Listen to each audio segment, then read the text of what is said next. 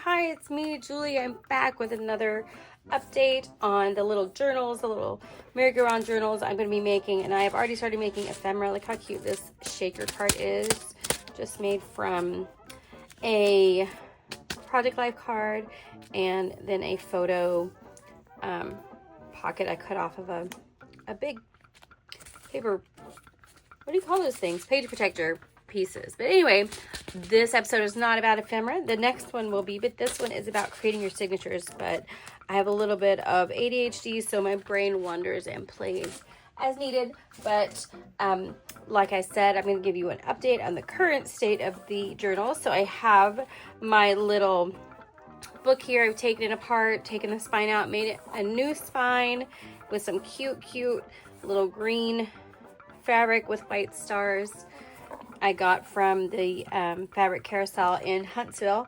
And I have added in some rickrack tie closures, put some new paper inside, and now we are ready to start building signatures. What to do with all that paper I showed you last week, all the stuff I gathered. First, I wanted to give you another little update on this book, the other merry-go-round book. I cleaned it up and I was getting ready to cut it up, and I literally realized I wasn't ready. And that's okay. Like, this book, I wasn't ready to let it go. So I decided to go ahead and keep it as it is and keep it on my shelf for a little while longer because it makes me happy just as it is. And I kind of try to do that whole Marie Kondo thing in a very low level way. Like, if it brings me joy, I keep it. So I'm going to put this one back on my bookshelf. I wanted to let you know because I know I had said I was going to do it, and then you're going to be like, well, where is it? Well, I decided not to, but I am going to be making a horse journal coming up next. If I put one on, I've got to pull one off. So that book went back on the shelf, so this one came off. It is a double-sided one, but it will be, I'll be working on this one flip. Like how cute he is. So that will be the continuation as I work through this project into that project. But let's go ahead once again and start working on our signatures for this cute little journal. So first things first, I need to know what size it is. So that's what you need to know, what sizes you're working it with. Take a ruler if you want, and you can measure. For example, you need about 4-inch pages by about 7-inch pages, a little less than 7. So if you're going to go with 4-inch pages, you've got to double that. So you're looking at an 8 by 7, or you could actually take the paper that you pulled out of the book and you can measure that. And this is almost 9, so it's like 8 3/4 by 6 3/4. Okay, so you can see there's a size difference sometimes when you measure it, so that's why it's best. Plus, my ruler doesn't start at the end, like there's a little gap here, so I always have to take that into account. Anyway, now that I've measured it, I'm going to set some limits for myself. So that's the first thing I do. I set my limits. And this is not what you have to do, but it's sometimes easy when you're using your paper trimmer to know exactly what sizes you're trying to fall into when you're cutting down big pieces of paper. All right, so I'm going to be looking at anything from 6.5. All right, just giving that 1/4 inch boundary to about 8.5 to 8 3/4. All right, because I'm going to be folding it in half. And if I go longer than that, then I can always fold it and have a little tuck spot or make a pocket or something on the side too. All right, so when that happens, then I'm going to start building my papers to go in. And I've already started cutting a piece of ledger paper. I'll just fold that in half. If I feel like the paper is really, what's the word, like old and it's not feeling well, I will add washi tape to the binding one so that it doesn't rip. And this was some pages out of a book called Spanish Sunlight, and it was an adult book. just the text. So I cut out the clown, I glued him on here for interest, used some Maggie Holmes washi tape, but then I just took some gesso and just kind of, you know, dimmed out the words so they wouldn't just pop out. Like there was one here that's like blood stain. I think I'll put some more on it. All right, super easy. I just don't want that word to just pop out. It just seems not in the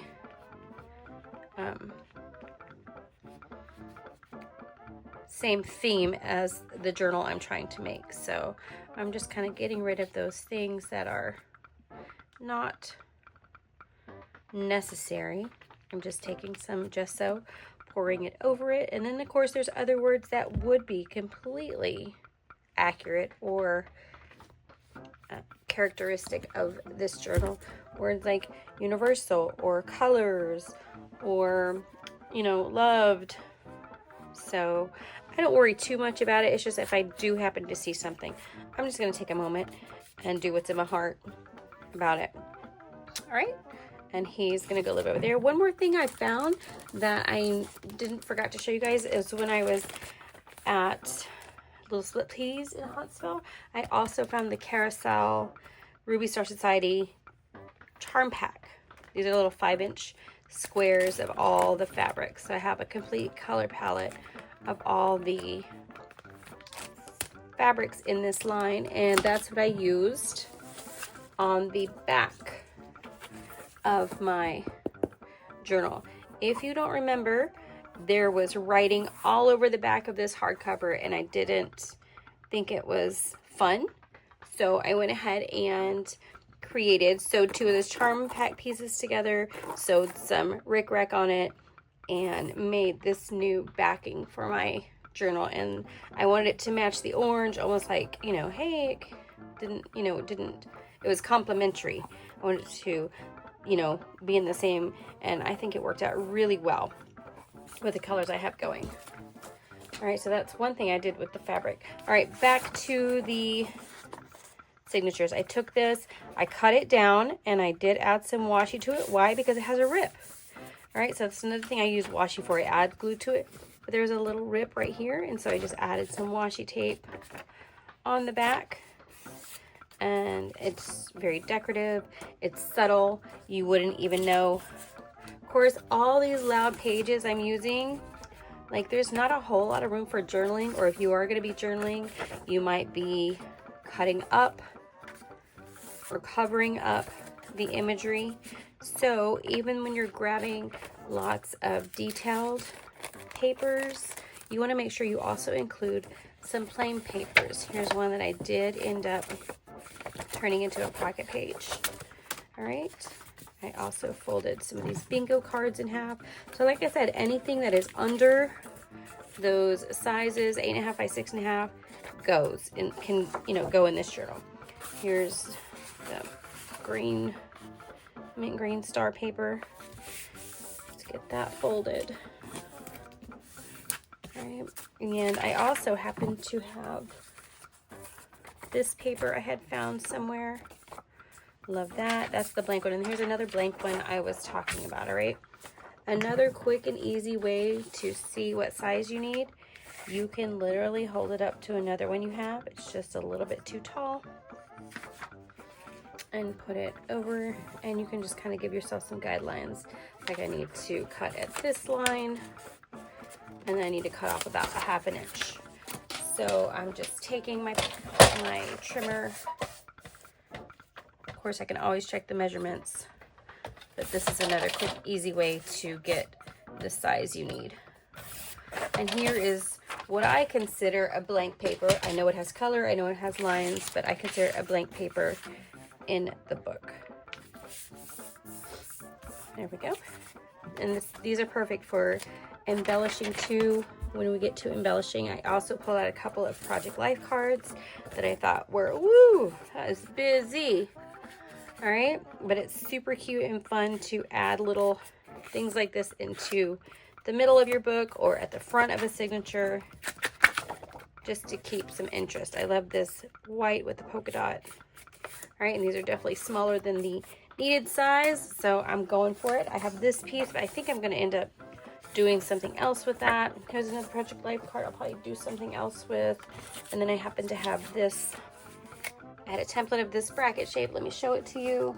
All right, so literally I have this piece of copy paper that's just cut out, traced around, and I keep it and cut shapes like it sometimes. So that's what I do with this pretty piece. I also have this piece with the elephants. I think it was a baby line, but there's little elephants in here, owls, foxes. I'm just going to count them all as something you might see on a carousel, and it's shorter than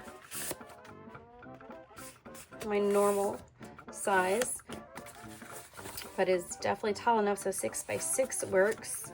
And you can even cut some interesting edges or glue some trim here, or sew trim, and you've got a cute little interest. Like, that's really cute together to me. I also pulled out this paper, these two papers, and we're gonna get them cut down real quick. All right, so it's a pink steno paper.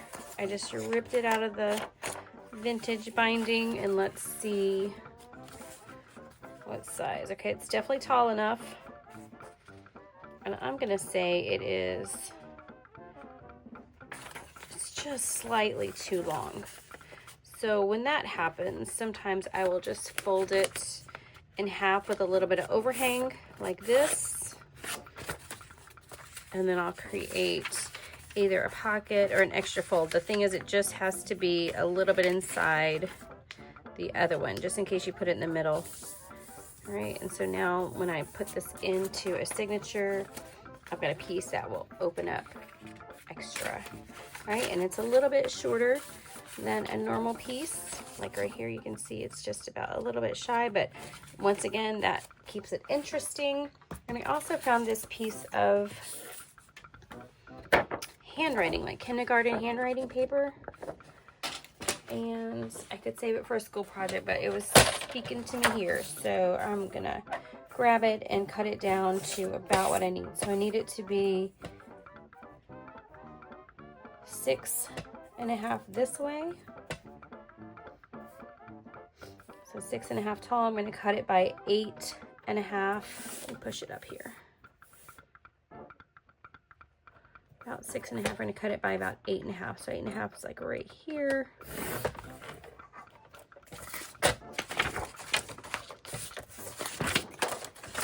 I'm not going to pull out my little legs. I'm just going to line up right here where the cut is to my cut, whatever that is, groove, my cut groove, and get close. Right, and just like that. Okay, so that is kind of how I decide what size they need to be. They don't all need to be the same size or the same shape. They just need to be within the size. One more thing I had, oh, this guy right here. All right, do you know how hard it is to find something round in my craft room? You probably don't know. Now I know. Okay, it is super difficult because I guess when I buy things, I always buy square things so that they'll fit into corners of things, like on the shelf or in the cart. So when I was trying to find something round for this 6-inch piece of paper, like it was a struggle. It was a struggle, people. But here we are. I found it. A Cool Whip lid coming in for a clutch. All right, so we're just going to cut it. And it's, even though it's a little bit shy, all right, I'm not going to let that stop me. Just going to go for it, cut it, and create the moment we need. And if there's any problems with it, guess what? We'll fix that. We'll fix that later. All right, that's the thing. Embellishing can be an amazing part of your journal making.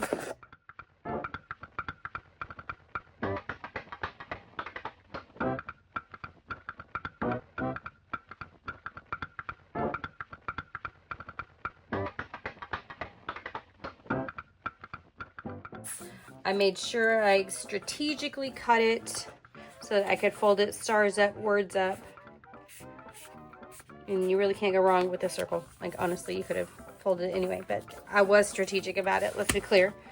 And Now I also got a couple of star scraps that might come in handy for something else. So we'll just add them to the pile going on over here on my left. All right, so this is another way to start the thing. All right, so now you're just gonna start grabbing your pieces. I like to do about five to six pieces of paper per signature. I think this is a 2-inch spine and it could support 3 signatures easily. We'll see how it goes if I need to get 4 up in there. All right, so we have our clown guy. We've got ledger paper.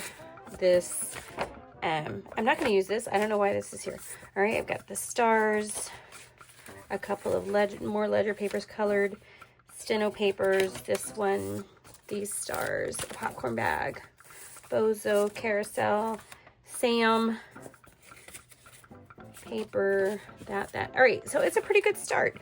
However, there's always room for more. So let's say I wanted to start with something at the front. Where's that gold thing? Here it is. I thought this was pretty.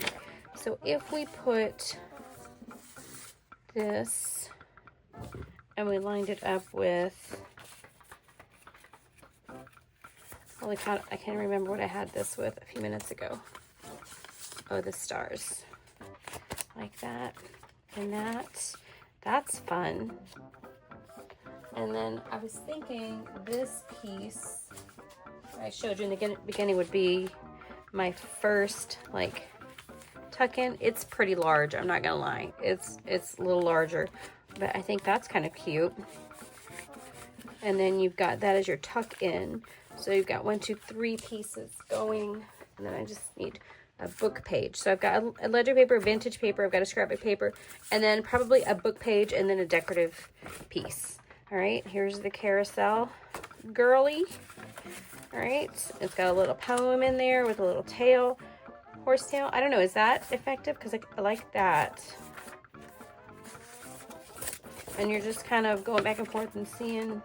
I don't like that. I like that. All right, and then when we put our other thing in there, it'll be a complete set. So that's 4 pages. So we'll see if we get to 4 or 5. You just never know where you're going. All right, you just enjoy the journey, right? All right, so that's 1 to start. And then next, I'll start pulling some of these pink elements. This will go in here. We could do a whole star setup, I feel like. All right, so we've got this.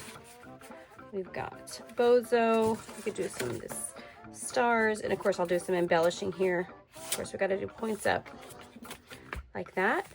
This might be kind of fun. A white element in here. Maybe not. What about this?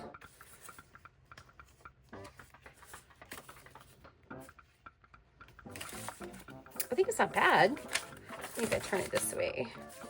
I like the fold out this way, and I'm trying to decide right now, should I have the pockets in the middle or should I have this in the middle of the pockets and have a pocket here and a pocket here? And I think I will do that, and I'll probably put some washi tape on this guy too, just to keep him safe. So that's 1, 2, 3, 4 right now on that one. So that's the secondary, and then the tertiary is the clown guy. I think we'll put him in the middle. And he'll need these stars with him. He'll need this paper here. We'll do. See, I was thinking this. I know this looks crazy, but I think if I put some trim or fabric here and then take one of these, like, it's a circus in here, put it right there, some sort of embellishment, I think it will be kind of amazing. Let's just test that theory out. Right, you see, say squirrel, and I'm off and running. Could even do this right here.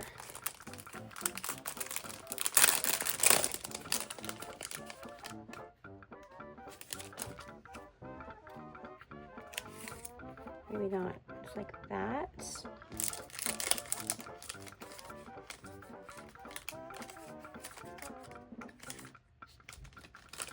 And then maybe one of my circus tickets. Oh, maybe there we go. I got these circus tickets, and then maybe stick that there with some stars and stuff. Okay, so that's kind of what my vision. You see, everything is basic, and then you start adding to it. So I've got 1, 2, 3. So this is 4 as well. And I have 1, 2, 3, 4, 5, 6 pieces left over that I pulled. So what I'd like to do, I think, is go ahead and beef these up a little bit. Like take this popcorn bag, fold her in half, and she's going to be tucked in.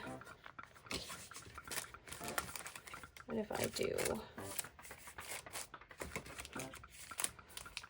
like that? All right, so 1, 2, 3, 4, 5. That's fun.